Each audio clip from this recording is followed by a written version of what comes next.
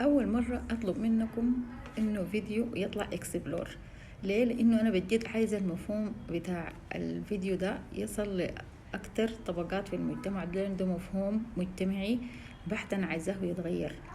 لما الناس تتكلم عن العمر يا جماعة، والعمر مجرد رقم، والناس تبدأ تتنمر وتنتقد في الناس الأعمار كبيرة اللي بيحاولوا إنه يشاركوا في المجتمع، يقدموا أفكار، يشاركوا، يعملوا حاجات جديدة كده. فدايما إحنا بنتنمر عليهم وبنقول لهم يعني إنه في عمرك ده مفروض تكون أنت شايل سبحة وأنت قاعد في المصلاية، ومفروض تنام.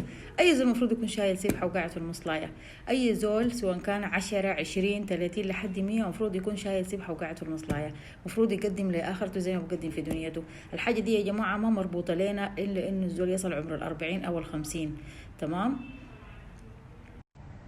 فكل ما انت تقدمت في العمر، كل ما طريقة تفكيرك اتغيرت، مفاهيمك اتغيرت، نظرتك للحاجات في الحياة بتتغير. فأكيد من الطبيعي انك سلوكك يتغير، ويعني كل تصرفاتك تتغير، ودي حاجة طبيعية يا جماعة، هتتغير للأحسن. فانت في عمر 40 بتحس نفسك انك انت عايز تبدأ حياة من أول وجديد، عايز تنتهج نمط حياة من أول وجديد، ستايلك في الحياة بيختلف، نظرتك للأمور بتختلف، فبتحس نفسك انك انت متجدد، وبتحس انك انت في شغف متجدد في حياتك.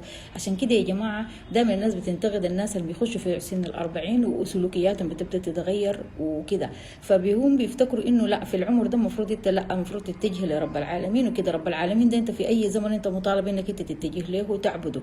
تمام؟ لكن تغيير المفاهيم ونظرتك للحياة وسلوكياتك وحاجاتك دي بتتغير للأحسن، وده تجدد شغف يا جماعة. الناس الأجانب لحد عمر 100 بيجددوا شغفهم وحياتهم متجددة.